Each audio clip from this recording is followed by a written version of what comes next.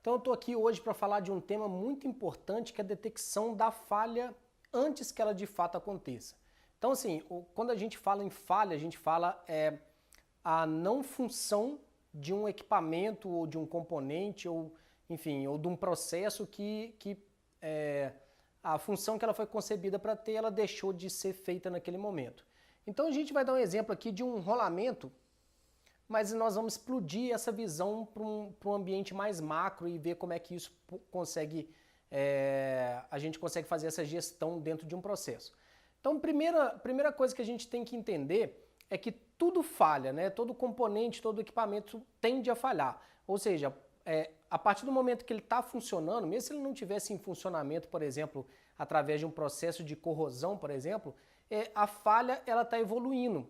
Então, a confiabilidade, ou seja, a confiança que a gente tem num componente ou num equipamento, ela vai diminuindo com o tempo. Ou seja, ela vai falhar algum dia se a gente não fizer nenhuma manutenção preventiva. Então aqui a gente tem um gráfico da confiabilidade versus tempo, então, desse rolamento, por exemplo. Então, subentende-se, né, teoricamente, que no início da vida de um equipamento, de um componente, no caso o rolamento, ele está com 100% de confiabilidade, ou seja, ele tem 100% de confiança que não vai ocorrer uma falha nesse rolamento. Mas com o tempo, essa curva ela tende a ir caindo, caindo, caindo até chegar ao 0%, que é a falha efetivamente. Se tivesse em condições operacionais perfeitas, por exemplo, trabalhando num laboratório, com toda a manutenção periódica que precisa ter no rolamento, etc., ele vai ter uma certa curva de confiabilidade que é a curva do fabricante, né? Vai rodar um tempo aqui que seria a vida útil que o fabricante determina para esse componente. Mas de acordo com condições operacionais perfeitas, o que a gente não encontra na vida real, né? Então a gente vai ter condições operacionais de acordo com onde que ele roda, com um grau maior ou menor de contaminação daquele ambiente. Ele pode estar rodando aberto, né, a céu aberto, então sob chuva, pó, etc. Então tudo isso daqui influencia na vida do equipamento. Essa curva é uma curva que não necessariamente todos vão ter essa mesma curva de confiabilidade. Componentes elétricos, por exemplo, ele tende a ser uma reta e cai de uma vez, que é o que a gente chama de log normal, que é uma forma de traçar a confiabilidade do equipamento. Isso porque, por exemplo, componentes elétricos ele tem microcorrosões ali que você não consegue identificar com o tempo, então subentende que ele está numa confiabilidade máxima ou desce pouca coisa, mas é praticamente uma reta e de repente ele cai para uma confiabilidade zero. E aí, enfim, mas vamos falar do rolamento que segue uma curva que a gente chama de Weibull, que foram fruto de vários experimentos para chegar numa curva parecida com essa. Então é o seguinte, por tudo que o equipamento ele sofre ali, por todo o ambiente que sofre uma degradação maior do que ele foi projetado, etc., não diria do que ele foi projetado, mas numa condição ideal, ele tende a curva de confiabilidade ser mais aguda para uma falha. Então, se ele fosse seguir isso daqui, ele cair aqui para uma possível falha, né? Aqui. Aí o que a gente faz? A gente identifica que está havendo um processo que vai acontecer uma falha em pouco tempo. Então o que é um inspetor, através dos sentidos humanos, visão, audição, tato, etc., ou ainda no caso do rolamento, uma preditiva, né, uma análise de vibração para detectar essa falha, enfim, detecta que algo está errado, então precisa dar aquela manutenção. A detecção aconteceu aqui, então na linha de tempo, o rolamento rodou esse pedaço aqui no tempo, e aí, antes que essa curva chegue na falha, a gente vai fazer uma intervenção, que está nesse tempo aqui. Intervenção. Então todo esse tempo entre a identificação da falha e a intervenção é o tempo para planejar. Então planejar, programar e executar. Então quanto antes ele for executado, a gente consegue voltar a curva que ele deveria estar, ou pouco abaixo, enfim, mas voltar a confiabilidade que ele deveria estar. Então é importante que a gente tenha sempre a visão seguinte, que eu já vi muito na prática acontecer. O inspetor vai identificar a falha, mas ela não está tão aguda, então ele não passa para frente. E acaba que esse tempo aqui tá passando. Então, quanto antes ele identificar a falha, antes também a gente vai ter um período aqui para a gente retornar rápido à condição que ele deveria estar. Isso a manutenção vai ficar economicamente melhor, mais viável, mais barato ali. E também a gente vai trabalhar com mais segurança e menos estresse, né? De uma forma planejada. E aí a gente vai planejar, ou seja, prover recursos para que a gente consiga executar essa atividade, programar, ou seja, depois que a gente prover o recurso, eu preciso do material, preciso desse serviço, eu preciso dessa mão de obra, a gente aloca isso num cronograma, numa linha de tempo, que é o programar. E aí a gente executa de fato a atividade que vai elevar novamente essa confiabilidade. Pelo menos é o intuito, né? Pode ser que não eleve por uma falha na execução, enfim, ou de planejamento, de programação, mas o intuito aqui é elevar essa confiabilidade de novo, onde ela deveria estar nessa curva. Então, com o tempo, o que vai acontecendo? A gente vai, todos esses pontos aqui, que a confiabilidade se eleva de novo, quer dizer, foi uma manutenção feita. Então, toda essa vida do rolamento, ele vai fazendo esse ciclo, né? O inspetor identifica, passa para o planejamento, planeja, programa, executa e volta à confiabilidade de novo. Aí o inspetor detectou novamente que a curva não está indo da forma que deveria ser. Então ele passa para ser planejado, programado e executa de novo. A confiabilidade sobe de novo. E assim por diante. Até não ter um jeito e aí a troca do rolamento, nesse caso aqui que é o rolamento, né? Isso daqui, por exemplo, pode ser visto numa lubrificação. Então assim, o lubrificante foi consumindo, foi lá, lubrificou, voltou à condição que ele deveria estar. Foi consumindo lubrificante e assim por diante, né? Só que quando a gente fala de um rolamento, a gente está falando de um componente de um equipamento. Então vamos lá, num cadastro de equipamento, a gente tem a fábrica, né, a unidade fabril, onde no primeiro nível, né? O segundo nível, onde que está esse processo produtivo ou área, nesse caso aqui, por exemplo, britagem. O terceiro nível é o equipamento propriamente dito, onde que eu construo os planos de manutenção, onde que eu vou olhar para esse equipamento para prover a disponibilidade dele, enfim. Então eu estou olhando para esse equipamento aqui, no caso uma correia transportadora.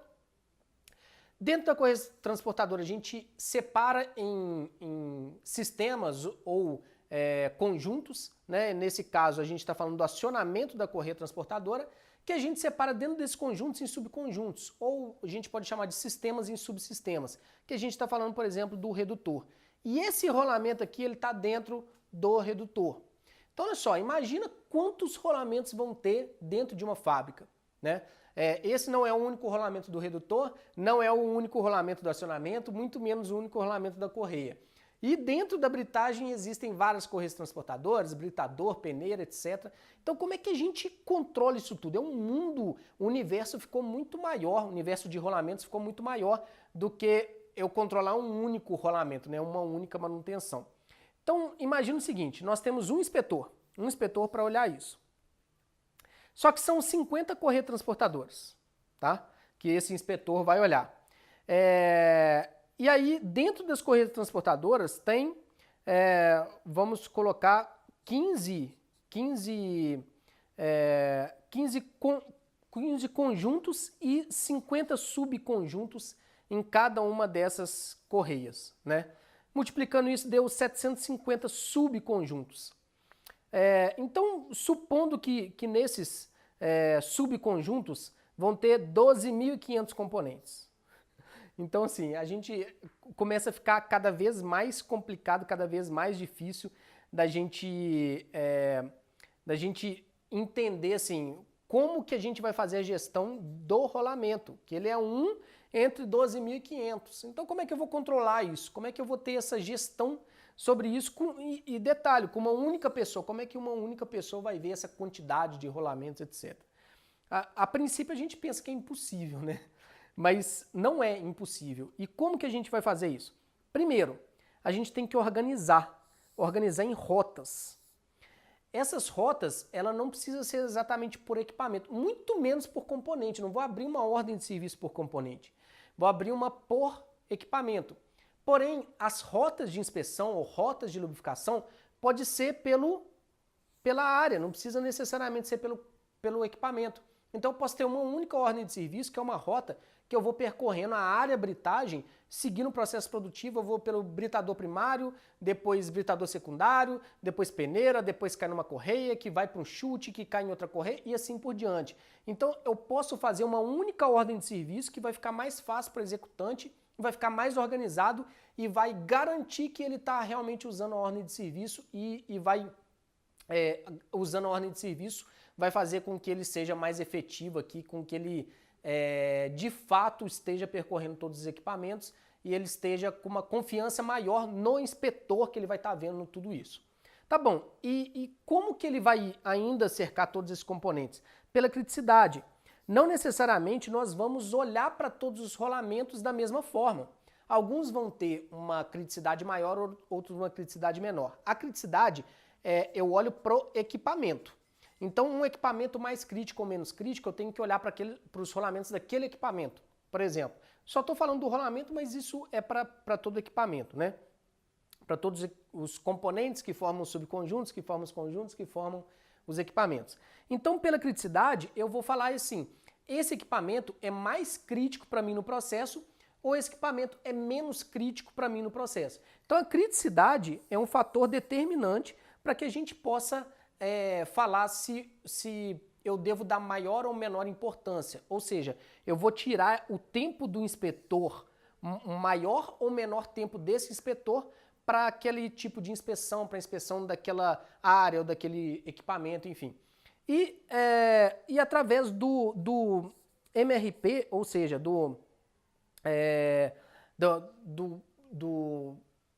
estoque, né, de eu determinar o estoque mínimo, estoque máximo desse componente, no caso o rolamento, é interessante também para que eu mantenha a confiabilidade do meu equipamento, do meu sistema, para que eu consiga planejar essa execução de forma mais rápida, né? Eu planejando de forma mais rápida, eu já posso programar, eu já posso executar e a gente é mais efetivo nesse andamento também.